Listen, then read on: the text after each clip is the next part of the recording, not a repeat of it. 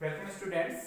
Previous lecture में हमने question ही complete कर लिया था जिसमें कि हमें इसका डिफेक्ट मास निकालना था, द्रव्यमान क्षति निकालनी थी और उस डिफेक्ट मास से हम यूज करके 931.5 से मल्टीप्लाई करके किसको निकालना था, क्यू वैल्यू को। ठीक है, अब इसके बाद जो नेक्स्ट हेडिंग है आपकी वो है नाभिकीय अभिक्रिया का अनुप्रस्थ काट। नाभिकीय अभिक्रिया का अनुप्रस्थ काट, हेडिंग डाल दो इसको, नाभिकीय अभिक्रिया का अनुप्रस्थ काट। अनुप्रस्थ काट वैसे किसको बोलते हैं, जैसे कि ये आपका मार्कर है तो ये वाला जो क्षेत्रफल होता है वो अनुप्रस्थ काट क्षेत्रफल अनुप्रस्थ काट क्षेत्रफल कहलाता है। ठीक है, तो उसी से रिलेटेड है ये कि कोई भी नाभिकीय अभिक्रिया है उसका अनुप्रस्थ काट क्या कहलाएगा, इसको देखेंगे। हेडिंग डाल दो और इधर देखो,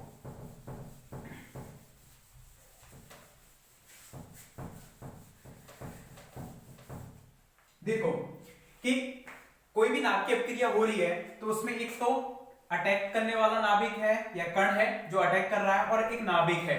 तो एक नाभिक है या फिर कहें कि परमाणु है, तो एक परमाणु का एक फिक्स क्षेत्र होगा कि जैसे कि ये पार्टिकल है कि इस क्षेत्र में आया तब नाभिकीय अभिक्रिया हो जाएगी, यहां से होकर गुजरा तब नाभिकीय अभिक्रिया हो जाएगी, यहां से होकर गुजरा तब नाभिकीय अभिक्रिया हो जाएगी, यहां से गुजरा और यहां से गुजरा या फिर यहां से गुजरा, तब ये नाभिकीय अभिक्रिया पॉसिबल नहीं हो रही है। तो मतलब ये कह सकते हैं कि एक नाभिकीय अभिक्रिया में जो लक्ष्य नाभिक है, ये कौन सा नाभिक कहलाएगा, लक्ष्य नाभिक, जो प्लस से हमने रिप्रेजेंट किया है वो लक्ष्य नाभिक है। तो उसके इस इतने वाले क्षेत्र में अब एटम की साइज कितनी भी हो सकती है, उसका एक फिक्स रीजन है कि भाई ये प्लस चार्ज है और इसके इतने रीजन में से होकर यदि वो कण गया तो वो उससे अभिक्रिया कर लेगा, तो वो क्षेत्र कहलाता है उसका प्रभावी क्षेत्र। क्या कहलाता है वो क्षेत्रीय प्रभावी क्षेत्र, यानी कि किसी भी लक्ष्य नाभिक का वह क्षेत्रफल जिसमें से होकर यदि कण गुजरे तो वो अभिक्रिया संपन्न होगी, अदरवाइज अभिक्रिया संपन्न नहीं होगी, उसको बोलते हैं हम प्रभावी क्षेत्र। और उस क्षेत्रफल को बोलते हैं हम अनुप्रस्थ काट क्षेत्रफल। क्या बोलते हैं उसको, अनुप्रस्थ काट क्षेत्रफल। और इसको रिप्रेजेंट करते हैं हम सिग्मा से। किससे रिप्रेजेंट करेंगे, सिग्मा से।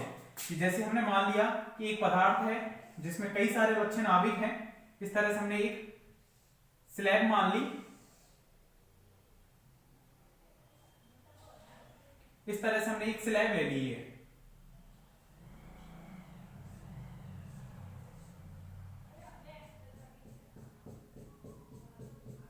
एक स्लैब ले ली जिसका जो क्षेत्रफल है a है। इस स्लैब की जो मोटाई है वो मान ली हमने dx, और इसकी एकांक आयतन में नाभिकों की संख्या, एकांक आयतन में नाभिकों की संख्या कितनी है, n। इस पर कोई भी जो पार्टिकल है, ये तो लक्ष्य नाभिक है, ये तो क्या है, लक्ष्य नाभिक है, और इस पर n पार्टिकल्स का यदि हम अटैक करा रहे हैं, इस तरह से यहाँ पर n पार्टिकल्स हैं वो अटैक कर रहे हैं यहाँ पर, तो एक फिक्स रीजन होगा, एक फिक्स क्षेत्र में से गुजरने वाले जो नाभिक ही हैं, सॉरी एक फिक्स क्षेत्र में से गुजरने वाले जो कण होंगे वही इससे क्या कर पाएंगे, रिएक्ट कर पाएंगे, और सभी जो कण है इस स्लैब को पार करके बाहर निकल जाएंगे। मतलब जैसे हमने 100 पार्टिकल भेजे इसके लिए, तो 100 पार्टिकल इसके साथ अन्योन्य क्रिया नहीं कर रहे हैं, अभिक्रिया नहीं कर रहे हैं। 100 में से 90 पार्टिकल ने इसके साथ क्रिया कर ली और 10 पार्टिकल इसमें से होकर निकल गए। तो वो 90 जो पार्टिकल जिन्होंने रिएक्ट किया है उसके साथ, वो इस क्षेत्र में से सिग्मा, इस क्रॉस सेक्शन में से, इस अनुप्रस्थ काट में से होकर गुजरे होंगे। तो उस अनुप्रस्थ काट को हमें क्या करना है, यहां पर कैलकुलेट करना है। तो लिखें इसमें हेडिंग डालकर,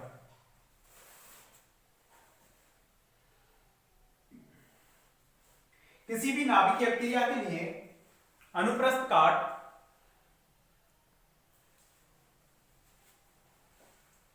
किसी भी नाभिकीय अभिक्रिया के लिए अनुप्रस्थ काट उस नाभिकीय अभिक्रिया के लिए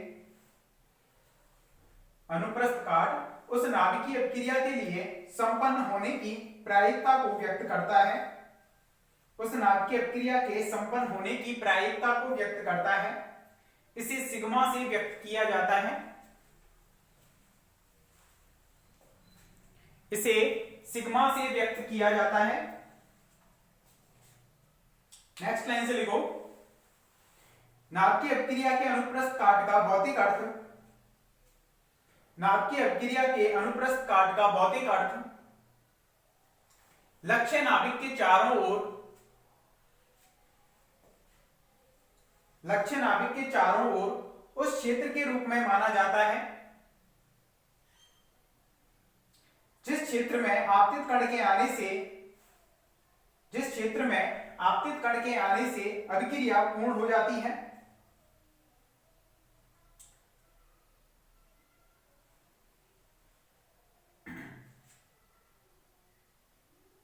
जिस क्षेत्र में आपतित कणों के आने से अभिक्रिया पूर्ण हो जाती है, इसलिए इस क्षेत्र को प्रभावी क्षेत्र कहते हैं, इफेक्टिव क्षेत्र, इफेक्टिव फील्ड। क्या कहेंगे इसको? प्रभावी क्षेत्र कहते हैं।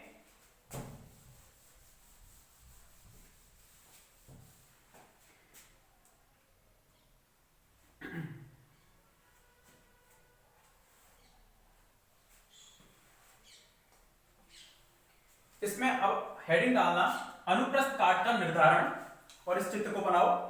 अनुप्रस्थ काट का निर्धारण और चित्र को बना लो इसको।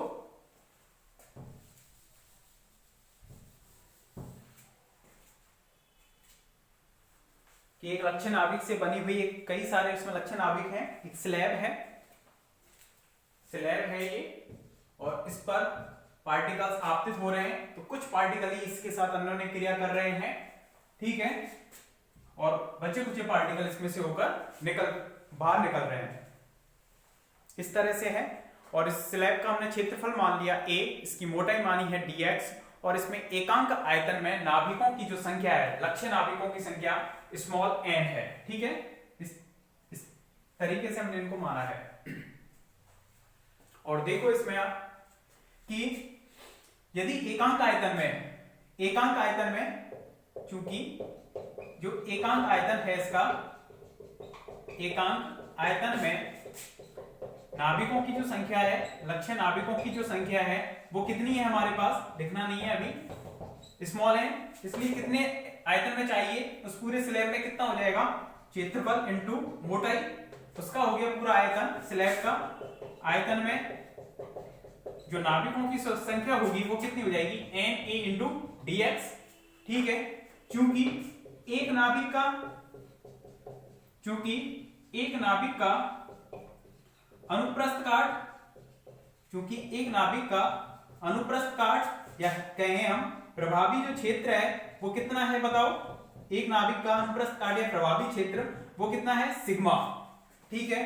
तो टोटल आयतन का कितना हो जाएगा, इसलिए इतने एक नाभिक का इतना है, और टोटल नाभिकों की संख्या कितनी है, NaDx, NaDx नाभिकों का जो अनुप्रस्थ काट होगा वो कितना हो जाएगा, NaDx इंटू सिग्मा, इतना हो जाएगा। तो टोटल क्या आ गया, ये अनुप्रस्थ काट, टोटल प्रभावी क्षेत्र उस पूरी स्लैब का कितना होगा, एक का तो सिग्मा है, तो टोटल का कितना हो जाएगा, इतना। टोटल नाभिक एक का पता है, तो टोटल नाभिकों की संख्या से हमने उसको मल्टीप्लाई कर दिया। अब देखो, चूंकि इसमें आएगा अन्योन्य क्रिया करने वाले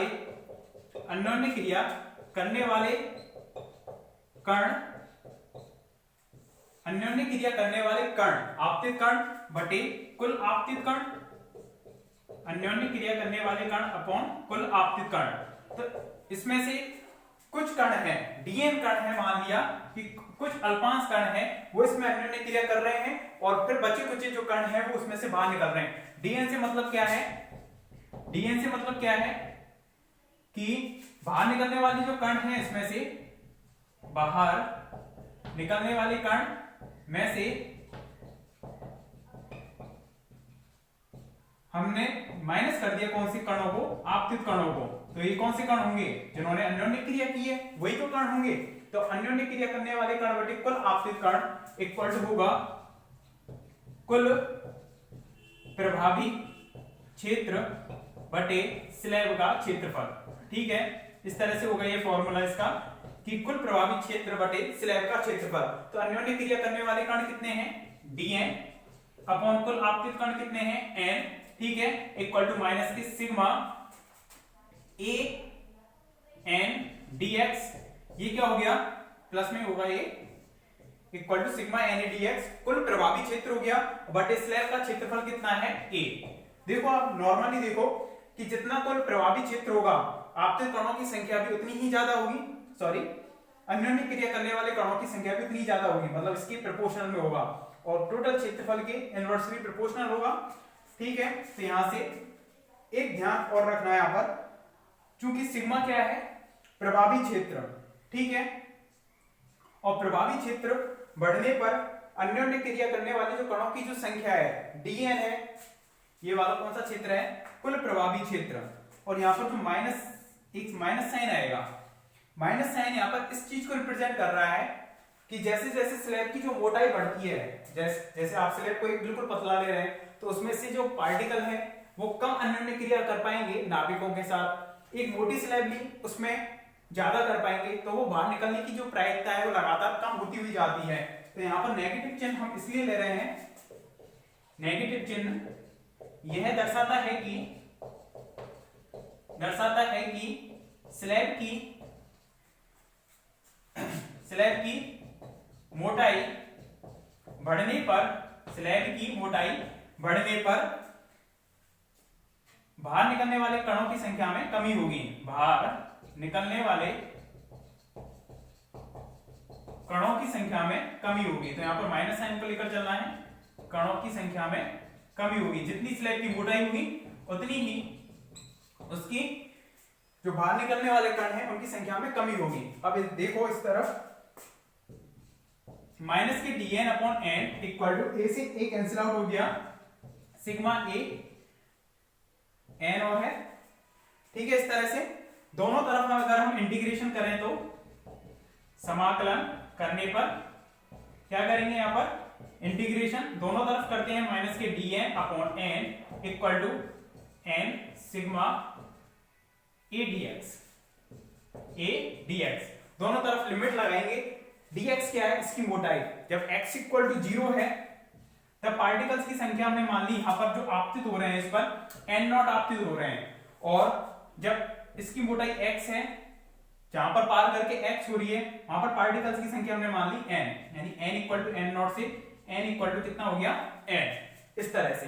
तो इसको सॉल्व करेंगे, माइनस 1 अपॉन n का कितना हो जाएगा,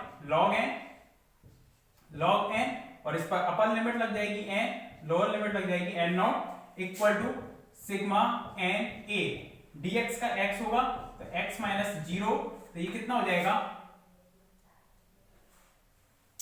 log n upon n naught equal to minus के सिग्मा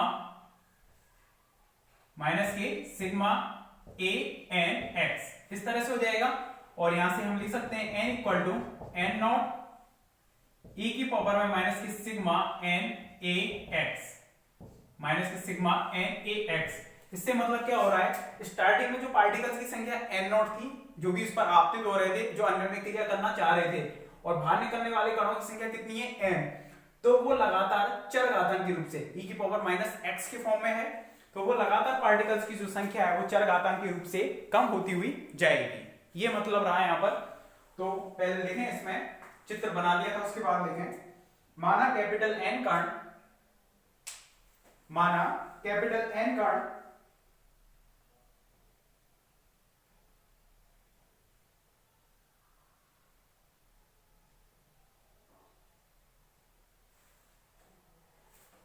कैपिटल ए क्षेत्रफल व dx मोटाई की स्लैब, जिसमें माना कैपिटल N कण कैपिटल ए क्षेत्रफल व dx मोटाई की स्लैब, जिसमें एकांक आयतन में नाभिकों की संख्या स्मॉल n है, जिसमें एकांक आयतन में नाभिकों की संख्या स्मॉल n है, पर आपतित होते हैं,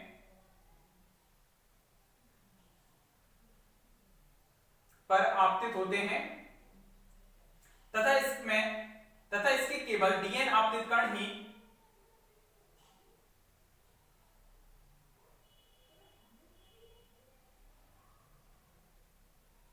तथा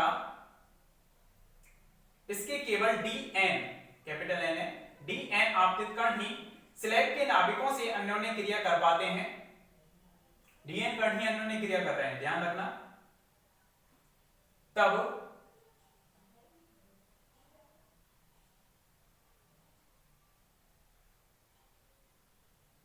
तब करके पूरा लिख दो इसको, तब करके और इसको पूरा लिख दो।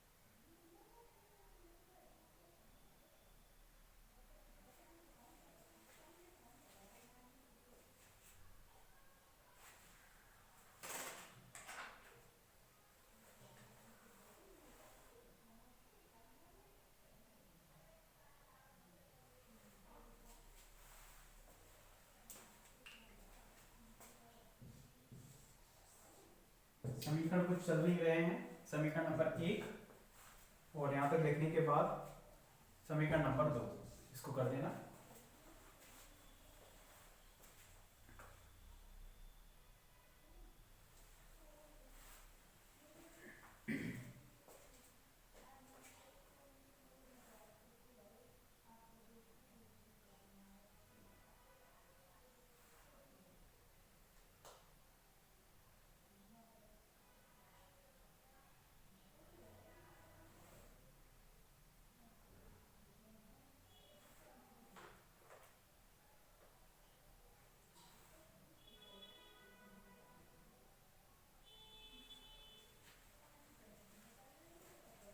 समीकरण 1 समीकरण 2 और इस लाइन को जरूर लिख देना। नेगेटिव चिन्ह किस चीज को शो कर रहा है? स्लैब की जैसे जैसे मोटाई बढ़ेगी तो उसमें से बाहर निकलने वाले जो कण हैं n का मान है वो उतना ही कम होता हुआ जाएगा।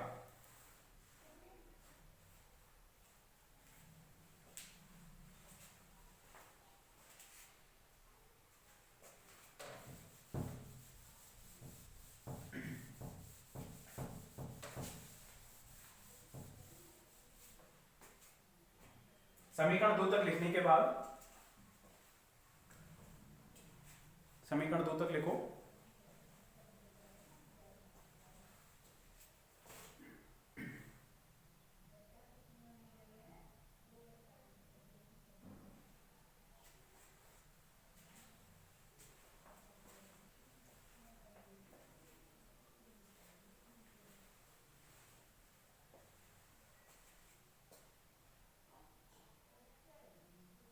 सिग्मा क्या है? एक प्रभावी क्षेत्र है, क्षेत्रफल है, तो सिग्मा का जो मात्रक होगा वो कितना होगा? सिग्मा का जो मात्रक होगा वो कितना होगा? क्षेत्रफल की विमा के बराबर, यानी कि सेंटीमीटर स्क्वायर है मीटर स्क्वायर, और सेंटीमीटर स्क्वायर या मीटर स्क्वायर को हम बोलते हैं। एक मात्रक बार में भी होता है। अब बार का सेंटीमीटर स्क्वायर या मीटर स्क्वायर से रिलेशन देखना है। पहले लिखना इसमें समीकरण 2 से स्पष्ट है कि बाहर निकलने वाले कणों की संख्या चरघातांकी रूप से कम होती हुई जाती है। बाहर निकलने वाले कणों की संख्या चरघातांकी रूप से कम होती हुई जाती है। ठीक है। एवं प्रभावी क्षेत्र का मात्रक, प्रभावी क्षेत्र सिग्मा का मात्रक क्षेत्रफल की विमा के बराबर होगा।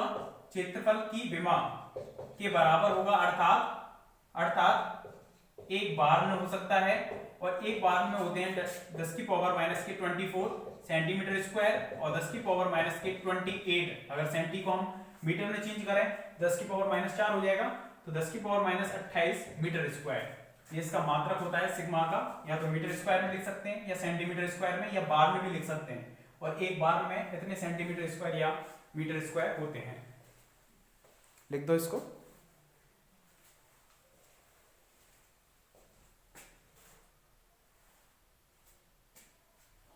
ठीक है। तो पुनः इसके बाद लिख देना, पुनः समीकरण 1 से हमें मेनली किसको निकालना था? अनुप्रस्थ काट का निर्धारण। जो हेडिंग डाली थी उसको फर्स्ट पॉइंट कर देना आप। अनुप्रस्थ काट का निर्धारण, उसको फर्स्ट पॉइंट बना देना। आगे एक और है, इसमें 2 और हैं। तो यहां से सिग्मा अगर हम निकालते हैं तो सिग्मा कितना आ जाएगा? यहां से माइनस के dn अपॉन n, माइनस के dn अपॉन n, और sigma equal to na dx। कितना हो जाएगा? na dx। ये हो जाएगा सिग्मा इक्वल टू माइनस के dn अपॉन n, और नीचे आ जाएगा na dx। इस तरह से ये सिग्मा का मान हो गया, इक्वेशन नंबर 3।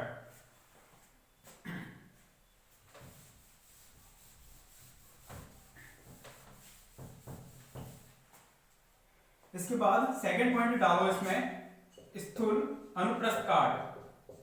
स्थूल अनुप्रस्थ काट।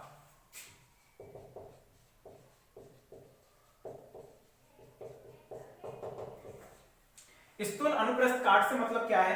देखो, जो आपका सिग्मा आया ये तो अनुप्रस्थ काट था। इसमें यदि एकांक आयतन में जो नाभिकों की संख्या है उसको अगर हम मल्टीप्लाई कर दें, इसको बोलते हैं हम मल्टीप्लाई को स्थूल अनुप्रस्थ काट, और इसको रिप्रेजेंट करते हैं सिग्मा से।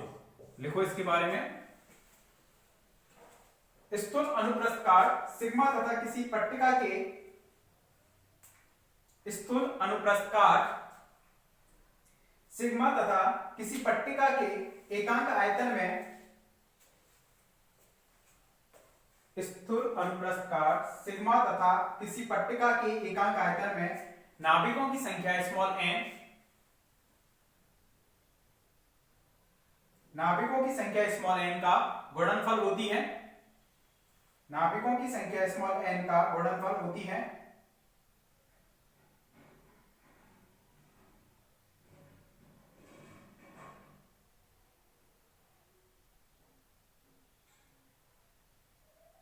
जिसे सिग्मा से व्यक्त किया जाता है, जिसे सिग्मा से व्यक्त किया जाता है, sigma equal to sigma into n. ये भी सिग्मा बोला जाता है, वो भी सिग्मा है, लेकिन नोटेशन है, उसको संकेत को प्रदर्शित करने का तरीका है वो अलग है। Summation equal to sigma n ऐसे बोल सकते हो, ठीक है। अब इसमें अगर हम समीशन का मात्रक या स्थूल अनुप्रस्थ काट का मात्रक देखें, सिग्मा का मात्रक, तो बता सकते हो कितना होगा। इसका तो है मीटर स्क्वायर और इसका कितना है, एकांक आयतन में मीटर, एकांक आयतन में नाभिकों की संख्या, तो नीचे मीटर क्यूब आएगा, तो metre square into 1 metre cube, इसका मात्रक आ जाएगा मीटर इनवर्स, या फिर हो जाएगा कितना सेंटीमीटर इनवर्स, और या फिर हो जाएगा कितना, यही होंगे मीटर इनवर्स या सेंटीमीटर इनवर्स, या 92 की पावर -1/2 भी लिख सकते हो, क्योंकि 92 है वो सेंटीमीटर स्क्वायर वो बताता है, क्षेत्रफल का मात्रक होता है, लंबाई का मात्रक नहीं है, जबकि ये एक तरह से लंबाई को रिप्रेजेंट कर रहा है, लंबाई का अपोजिट है मीटर इनवर्स या सेंटीमीटर इनवर्स। ओके, इसके बाद थर्ड पॉइंट डालो इसमें, अवकल अनुप्रस्थ काट, अवकल अनुप्रस्थ काट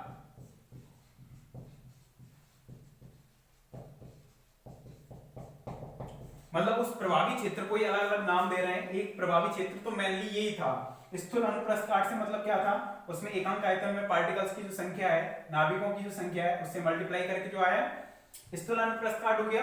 अवकल अनुप्रस्थ काट का मतलब क्या है, इस सिग्मा का हमें अवकलन करना है, तो अवकलन अनुप्रस्थ काट हो जाएगा d sigma upon D omega, इसको बोलते हैं हम अवकलन अनुप्रस्थ काट। सिग्मा से रिप्रेजेंट करते हैं, लेकिन सिग्मा थीटा फाई से। अवकल अनुप्रस्थ काट से मतलब क्या है कि यहां से पार्टिकल इस तरह से आ रहे हैं, तो वो किसी तरह से भी शंकुकार आकार में या किसी भी गोलाकार आकृति में कहीं पर भी विखंडित हो सकते हैं या विकिरणित हो सकते हैं। जैसे पार्टिकल यहाँ है, वो कोई सी दिशा में यहाँ पर विकिरणित हो सकता है, इस दिशा में, इस दिशा में, इस दिशा में, कहीं पर भी हो सकता है। तो एक गोली सी बन सकती है इस तरह से चारों ओर। तो गोली के लिए आपने गोली निर्दिष्ट तंत्र पढ़ा है मैथमेटिकल फिजिक्स में, गोली निर्दिष्ट तंत्र, जिसमें हम रिप्रेजेंट कर देते आर थीटा फाई। तो थीटा और फाई एंगल पर अगर वो डिपेंड कर रहा है कौन, सिग्मा अनुप्रस्थ काट, तो उसको हम रिप्रेजेंट कर रहे हैं सिग्मा थीटा फाई से, वो कितना होगा D sigma upon D omega. अब डी ओमेगा क्या है यहाँ पर, यहाँ ये है सॉलिड एंगल, सॉलिड एंगल पढ़ा था कि एक गोले के संपूर्ण पृष्ठ पर उसके केंद्र के द्वारा अंतरित कोण का मान कितना होता है, omega equal to 4 pi, omega equal to 4 pi, first year में पढ़ाया था मैंने। तो ये कितना हो जाएगा d sigma d omega equal to क्या बोल रहे हैं इसको, सॉलिड एंगल, हिंदी में लिखना चाहो तो ठोस कोण है, मतलब उस ठोस कोण के सापेक्ष हमें इसका क्या करना है, डेरिवेटिव करना है, तो वो अवकल अनुप्रस्थ काट कहलाएगा। लिखें इसमें अवकल अनुप्रस्थ काट में अधिकांश नाभिकीय अपक्रियाओं में, अधिकांश नाभिकीय अपक्रियाओं में कणों का प्रकीर्णन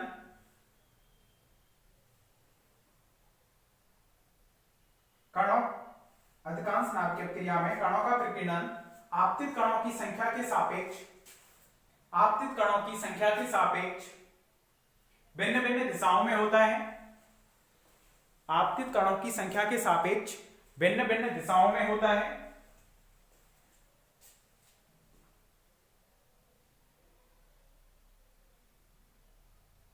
माना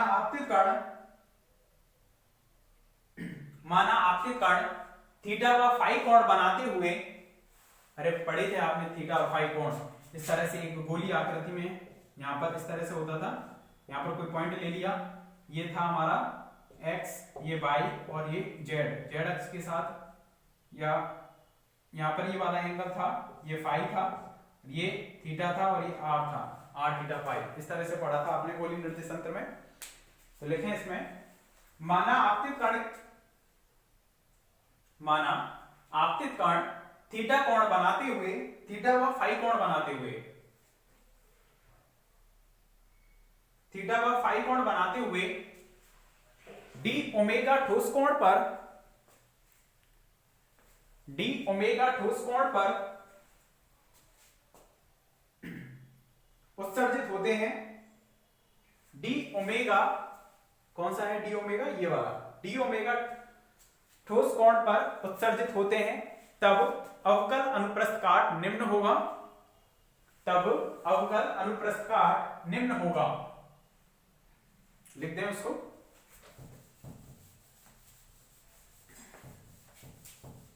इसका मात्रक बता सकते हो कितना होगा अवकल अनुप्रस्थ काट का।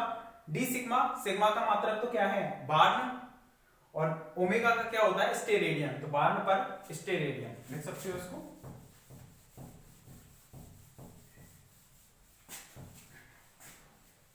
यस, मीटर स्क्वायर पर स्टेरेडियन लिख सकते हो ऐसा यूनिट्स में। इसके बाद लास्ट हेडिंग डालो इस चैप्टर की, यूनिट का भी लास्ट है ये, थर्ड यूनिट चालू हो जाएगी इसके बाद।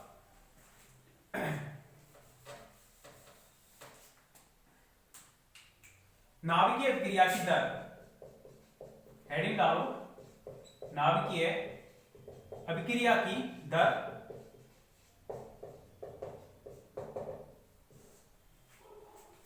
फॉर्मूला लिख लेना, इसको लिख लिया होगा, sigma theta phi equal to d sigma by d omega.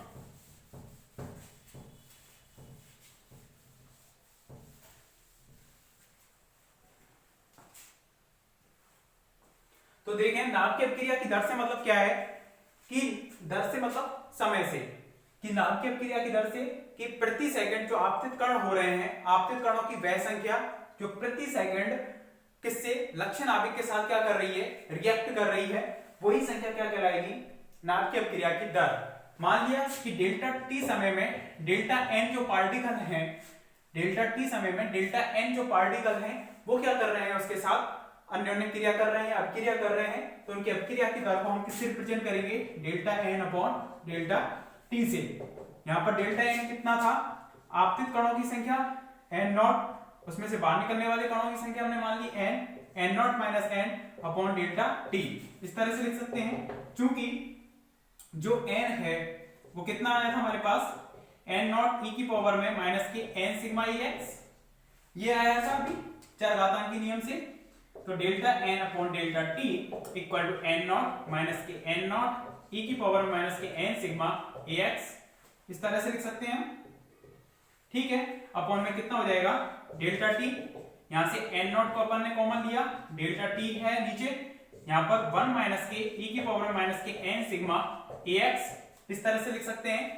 चूंकि ई की पावर एक्स का जो प्रसार होता है 1 प्लस एक्स प्लस इस तरह से होता है, तो ई की पावर में माइनस के एन सिग्मा ए एक्स का प्रसार कितना हो जाएगा 1 प्लस एक्स, ऊपर की क्वांटिटी आ जाएगी यानी कि एन सिग्मा ए एक्स आ जाएगा, ठीक है।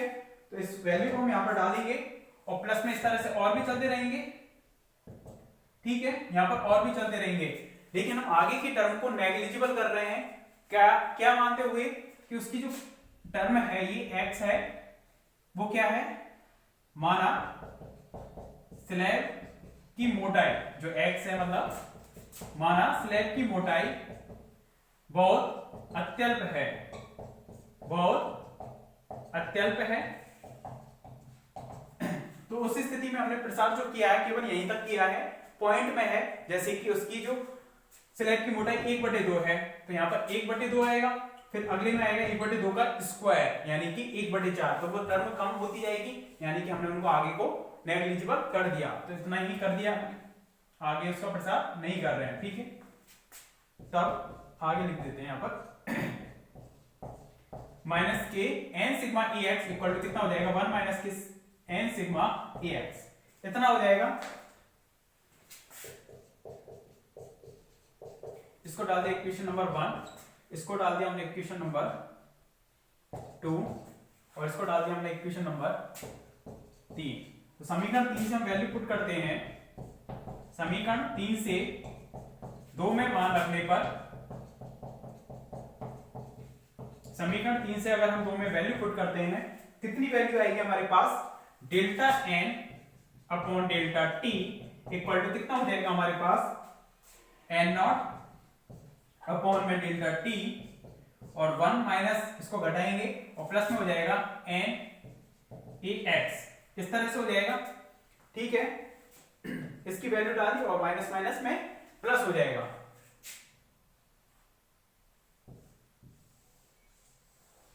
ठीक है, तो लिखें यहां तक। देखो, आपतित कणों की वह संख्या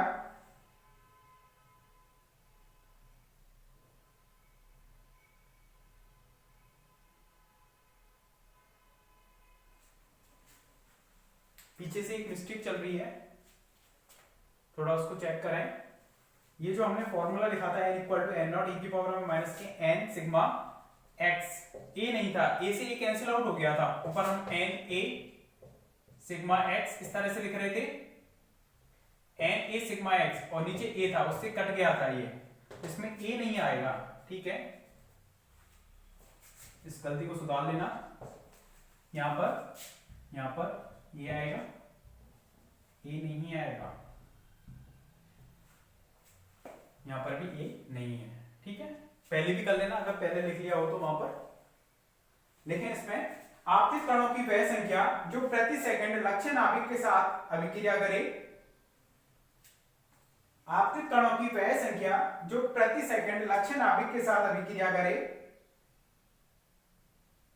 अभिक्रिया की दर कहलाती है, अभिक्रिया की दर कहलाती है, अर्थात करके पूरा लिख दो।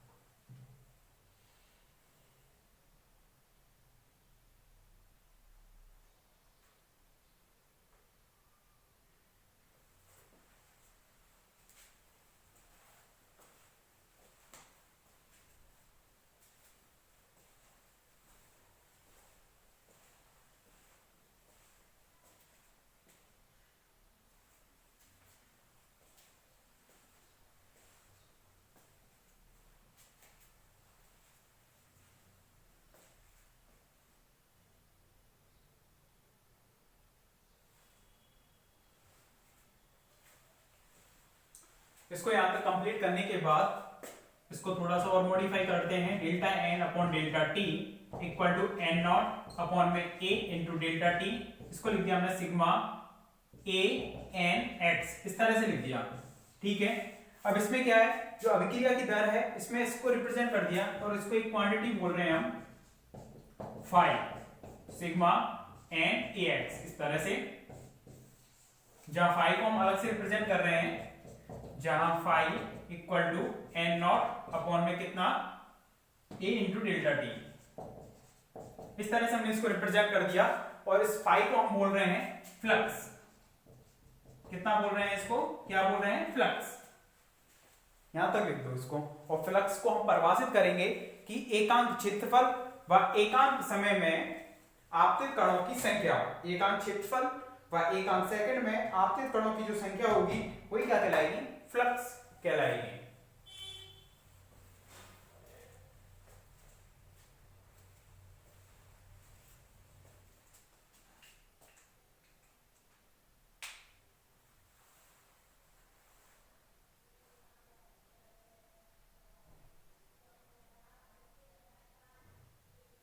लिखना, अर्थात एकांक समय व एकांक क्षेत्रफल में, एकांक समय व एकांक क्षेत्रफल में